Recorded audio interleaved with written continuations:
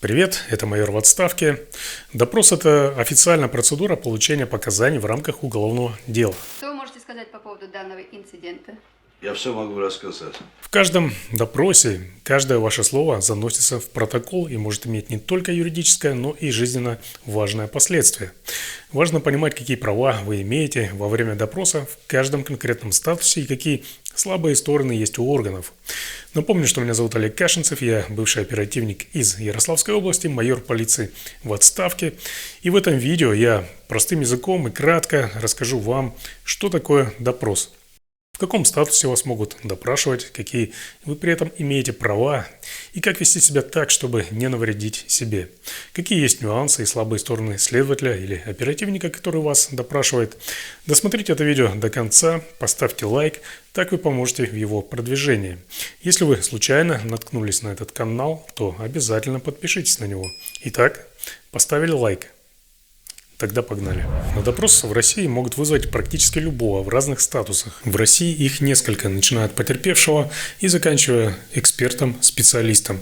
Но сегодня мы рассмотрим три основные. Это потерпевший, свидетель и подозреваемый. Свидетель – это человек, который, по мнению следствия, обладает информацией о деле. Свидетеля вызывают официальной повесткой, или доставляют, и обязательно предупреждают об ответственности за дачу заведомо ложных показаний. Потерпевший – это лицо, которому преступлением причинен вред. Потерпевший также дает показания, по сути, почти как свидетель, но имеет дополнительные права в процессе. Например, позже знакомиться с материалами дела, заявлять ходатайство. Подозреваемый – это тот, кого подозревают в совершении преступления. Статус подозреваемого самый серьезный. Это фактически следствие рассматривает его как человека, как будущего обвиняемого. У подозреваемого на допросе самый широкий набор прав защиты. Понимание своего статуса важно. От него зависят ваши права и обязанности на допросе. Обычно в повестке или в приглашении на беседу указывается, в каком качестве вас хотят опросить или допросить.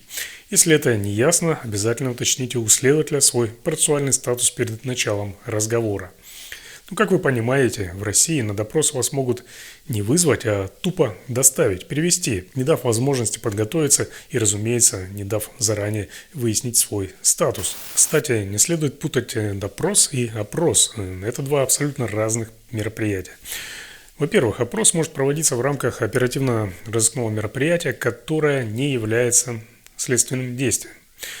Он проводится в рамках либо материала проверки, либо в рамках дела оперативного учета, то есть еще до возбуждения уголовного дела, или в рамках его оперативного сопровождения. Статус при опросе процессуально не определен, но это не значит, что то, что вы скажете на опросе, не может быть использовано против вас. Наоборот, все, что вы скажете при простом опросе, может быть зафиксировано как письменно, так и негласно, видео или аудио, а затем представлено в виде доказательств против вас. Но сегодня мы поговорим именно про допрос, то есть о процессуальном действии. Про опрос я расскажу в другом своем видео. Итак, свидетель и потерпевший, они имеют примерно одинаковые права и обязанности при допросе. Он такой этот потерпевший. Куда он пошел? Я его, говорит, первый раз вижу. Свидетели и потерпевшие по закону обязаны давать правдивые показания. За отказ от дачи показаний или за ложь, то есть за дачу заведомо ложных показаний, предусмотрена уголовная ответственность. Давайте по порядку. Перед началом допроса вас об этом предупредят и разъяснят ответственность за ложь или отказ от дачи показаний. Заведомо ложные показания запрещены и являются преступлением. Это статья 307 УК РФ. Отказ от дачи показаний также запрещен и карается статьей 308 УК РФ. Поэтому, выступая свидетелем или потерпевшим, говорите либо правду, либо, если не уверены в себе, отказывайтесь отвечать на вопросы на законных основаниях, например, ссылаясь на статью 51 Конституции РФ. Если вы будете говорить неправду, а затем это выяснится, то в отношении вас могут уже возбудить уголовное дело, и вы превратитесь в подозреваемого за дачу заведомо ложных показаний. Поэтому, если вы не уверены в себе, то самый оптимальный вариант – это отказаться отвечать на вопросы, ссылаясь на статью 51 Конституции, но есть нюансы. Итак, важно, статья 51 – это ваш щит, но пользоваться им нужно грамотно. Она не позволяет полностью смолчать обо всем, если вы свидетель или потерпевший. Вы обязаны отвечать на вопросы, не затрагивающие лично вас или ваших близких. Например, вас спрашивают, во сколько начался митинг. Это нейтральный вопрос, который не касается лично вас или ваших близких, и на него придется ответить, если знаете, конечно. А вот кто был организатором, не вы ли? Тут уже может возникнуть ситуация, когда вы оговорите либо себя, либо своего близкого, либо дадите заведомо ложные показания, и здесь вы вправе отказаться отвечать на вопрос, сославшись на статью 51. Отказываясь, прямо называйте эту статью, чтобы было ясно, что вы действуете законно. Важно говорить это четко, с формулировкой, чтобы потом не говорили, что вы просто отказались давать показания. Помните, сейчас у системы цель не установить истину, а получить нужные показания. А дальше дело техники. Подпишите не глядя, и вы уже признались. Не забывайте, в России признание – это мать всех доказательств. А молчание по 51 – это не отказ, это право. Пользуйтесь им уверенно, спокойно и не ведитесь на фразы вроде «если вы не виноваты, вам нечего скрывать». Это провокация. У следака задача не помочь вам, а закончить дело. Ваш щит – это знание своих прав. Вы спросите, а что будет, если я вообще ни на один вопрос не отвечу? Формально есть статья 308 УК, это отказ свидетеля или потерпевшего от дачи показаний. Ну и тут есть два нюанса. Во-первых, 308 статья неприменима, если вы отказались по законному основанию, то есть ссылаясь на ту же статью 51 Конституции. Во-вторых, на практике уголовные дела за отказ говорить огромная редкость. В реальности на практике следователи или опера лишь пугают этой статьей. За все годы работы я не могу вспомнить дело по такой статье, по крайней мере, на моей практике. А вот по статье 307 и 306 дела действительно были. Так что не бойтесь использовать 51 статью. Закон здесь, если можно так сказать, в нынешних условиях на вашей стороне. Итак, помните о статье 51 Конституции. Никто не обязан свидетельствовать против самого себя, своего супруга или близких родственников. Напомню, что близкие родственники – это супруг, супруга, родители, дети, родные братья, сестры, бабушки, дедушки, внуки. То есть любой участник допроса может отказаться отвечать на вопросы, если ответ может уличить его самого или его близких в преступлении или иным образом усугубить их положение. Вы вправе прямо заявить: отказываюсь отвечать на вопрос на основании статьи 51 Конституции РФ. Это ваше законное право, и привлекать вас за это никто не будет. Если вы даете показания как свидетель или потерпевший и чувствуете давление, помните, формально закон на вашей стороне. Оскорбления, угрозы, давление – все это запрещено. Но Россия – это не правовое государство. В реальности вы можете столкнуться с шантажом, манипуляциями, допросами по 6 часов без воды и адвоката, разговорами про семью, работу. Не ведитесь. Не грубите, не играйте в героя, просто держитесь спокойно и четко. Это ваш щит. Следак должен понять, вы не дурак. И помните, любое превышение фиксируйте. После допроса запишите замечания с деталями, передайте все адвокату. Подача жалобы не спасение, но это след в системе. Сегодня это может не сработать, зато завтра все может лечь в материалы против силовиков. И еще, система сейчас боится не закона, она боится огласки. Даже в стране, где закон давно стал декорацией, знание своих прав – это уже акт сопротивления. Формально вас никто не имеет права принуждать к даче показаний. Но реально это Россия военного времени, то есть полицейское государство, военно-полицейское. Вас могут часами мурыжить, давить морально, рассказывать, что так будет лучше, все равно все узнаем, и даже угрожать проблемами на работе, с детьми, с жильем. Это может происходить и в перерывах между допросом. Так сейчас работает система, но здесь главное сохранять самообладание и выдержку. Вы еще можете молчать, это право есть у вас по Конституции. Если вы поддадитесь на давление и скажете то, что вы не хотели говорить, потом исправить что-либо будет уже невозможно. После допроса вам предложат подписать протокол, не спешите. Вы имеете право внести исправления, дополнения, указать, что что-то написано не так. Часто следаки вписывают туда формулировки, которых вы не говорили, особенно если подписываете не глядя. Никогда не подписывайте не глядя. Ваша подпись под протоколом – это как подпись под кредитом в банке. Потом скажут: сам подписал, значит согласен. А вы всего лишь устали и хотели домой. И еще важный момент. Даже если вы проходите как свидетель или потерпевший, вы имеете право прийти с адвокатом. Вам могут сказать: «А зачем тебе адвокат, если ты не виноват?» Зачем мне нужен адвокат, если я не виноват? В этом и весь смысл. Адвокат нужен не потому, что вы виноваты, а потому что система может сделать виновным кого угодно. Запомните золотое правило российского допроса. Никто не застрахован от того, что его статус изменится по ходу пьесы. Сегодня вы свидетель, завтра подозреваемый, а послезавтра уже обвиняемый. Особенно если вы сказали что-то не то. Свидетель Хачикян, ну, а люстру-то подсудимый разбил, да? Да, разбили. Зачем буду отрицать? Когда мы пошли домой, он случайно стулом зацепили. Поэтому, если вы не уверены, молчите. Если уверены, тоже лучше молчите, если вопросы касаются вас или ваших близких, пока не посоветуйтесь с адвокатом. Россия – это страна, где молчание – это золото, особенно на допросах. В нынешней России допрос – это почти всегда охота, и чем меньше вы оставите следов как жертва, тем сложнее вас будет выследить.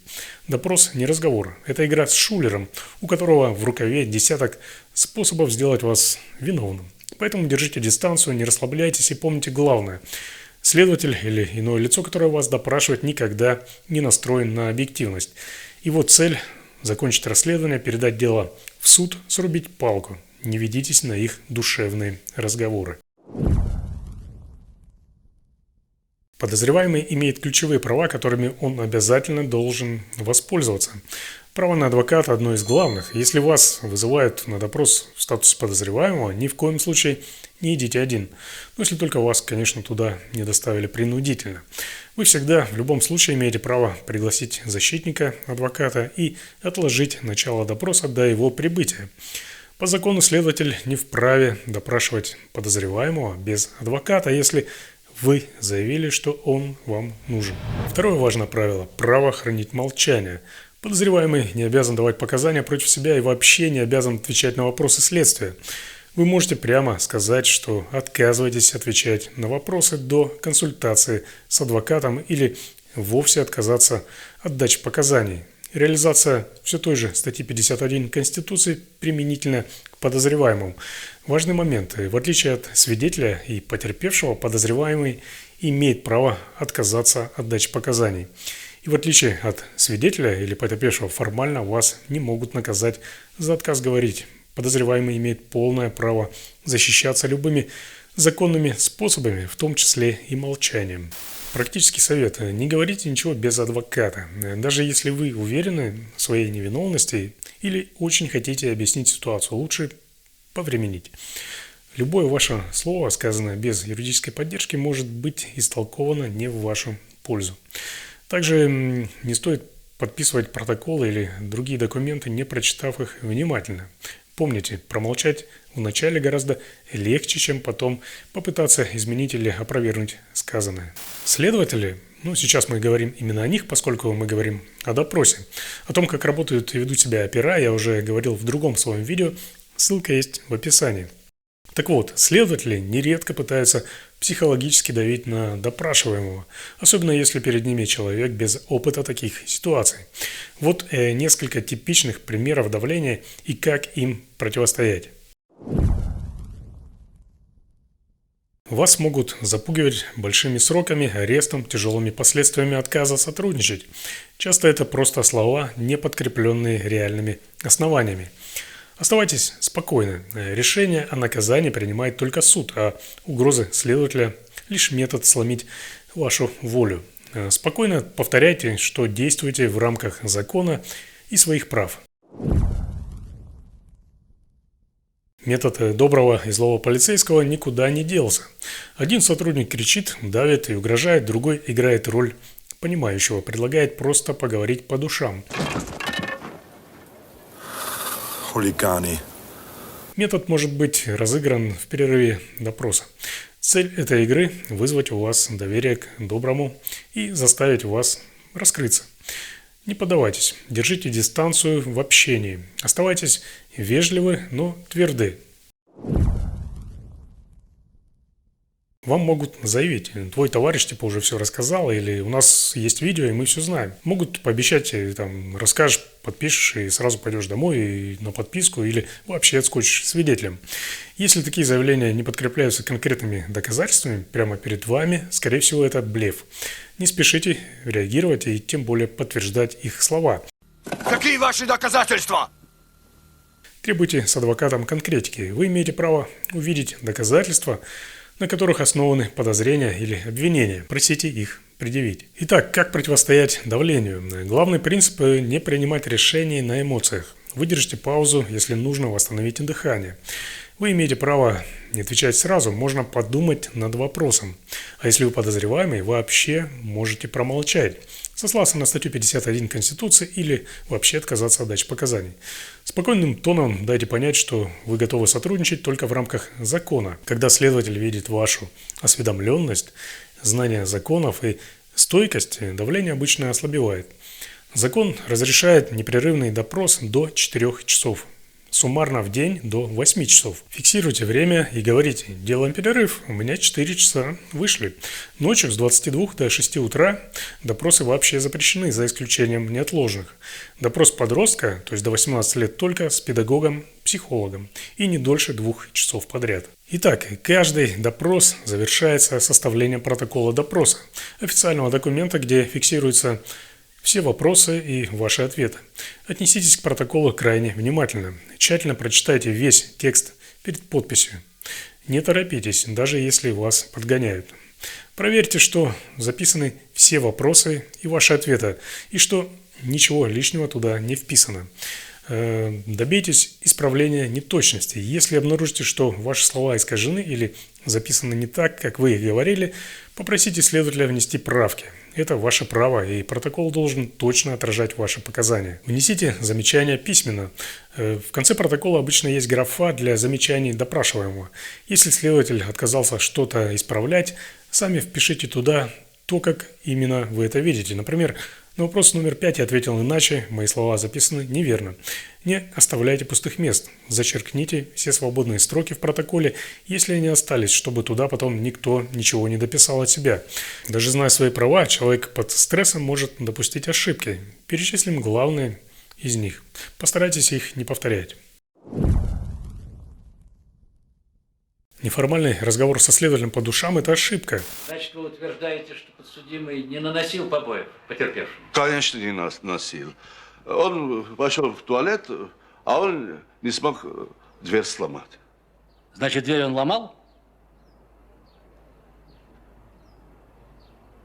Зачем ломал? Разговор может быть записан, все, что вы скажете, будет потом использовано против вас. Держите себя в рамках официального общения.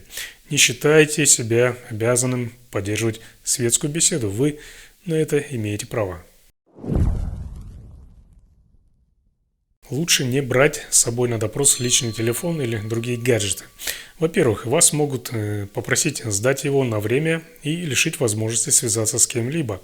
Во-вторых, гаджет могут изъять и получить доступ к вашим данным под любым предлогом, например, как вещественное доказательство. Минимизируйте риски, переходите без лишней электроники, чтобы полиция не получила лишнюю информацию о вас и о ваших друзьях. Как я уже сказал, никогда не подписывайте документы автоматически. Понятно, что хочется поскорее закончить разговор и уйти, из-за чего некоторые ставят подпись не глядя. Это опасная ошибка. Вы можете подписать то, с чем не согласны, и потом будет очень трудно это оспорить. Практически невозможно. Всегда читайте каждую строчку того, что собираетесь подписывать. Нельзя наивно верить устным обещаниям следователя, типа расскажешь, отпустим, или пугаться его угроз, сядешь лет на 5, например. Ошибка начать говорить лишнее, поддавшись этим уловкам. Помните, обещания сотрудников не имеют юридической силы, а угрозы часто не подкреплены реальными действиями. Сосредоточьтесь на фактах и нормах закона, а не на словесном давлении. Если следователь нарушает ваши права, не пускает адвоката, угрожает, не дает читать протокол и так далее, Большая ошибка оставить это без реакции. По возможности фиксируйте нарушения. Например, отметьте в протоколе замечание, например, адвоката не допустили с начала допроса, что нарушает мои права. Либо сразу после допроса подробно запишите для себя, что произошло и в чем выразилось давление. Эти записи помогут при подаче жалобы и в суде. И сам факт, что вы фиксируете нарушение, остудит пыл следователя или опера. Многие следователи привыкли работать по шаблону, получить признание, собрать подписи, передать дело в суд. Если вы выбиваетесь из этого шаблона, не даете нужных галочек, не соглашаетесь с обвинением, не даете удобных признательных показаний, им приходится работать гораздо тщательнее, искать реальные доказательства. А если при этом они допускают ошибки в оформлении бумаг, например, это шанс для защиты развалить дело. Пользуйтесь их склонностью к формализму, фиксируйте каждый их промах, требуйте неукоснительного соблюдения процедур. Допрос – это минное поле. Один неверный шаг и вас разорвет. А говорить себя, стереть показания будет уже нечем. Система видит в вас два вида объекта – виновен и особо виновен. Ваша миссия – не дать им поставить этот штамп на вас. Сомневайтесь хоть на секунду, цепляйтесь за статью 51 как за спасательный круг. Молчание переживает любой протокол. Помните, статус свидетель живет до первого неправильного слова. Такие вопросы задают, что неудобно отвечать. Следаку нужен не ваш рассказ, а подпись под его версией. Читайте каждую строчку, вносите правки, подписывайте после исправлений. Фиксация, адвокат, жалобы, тройной удар, которого система боится. Знание закона – ваш бронежилет, уверенность – каска. Наденьте их до того, как постучат в дверь. У меня на сегодня все. Спасибо, что досмотрели это видео до конца. Высказывайте свое мнение в комментариях и задавайте вопросы. Ну и, конечно, ждите новых интересных и полезных видео. Если есть такая возможность, буду рад любым донатам. Ссылки есть в описании. Ну а для получения оперативной информации не забывайте также подписываться на мой телеграм-канал. Ссылка есть также в описании. Информация там обновляется каждый день. Ну и как всегда, ставьте лайки, делитесь этим видео и подписывайтесь на этот канал. Здесь вас никто не обманет.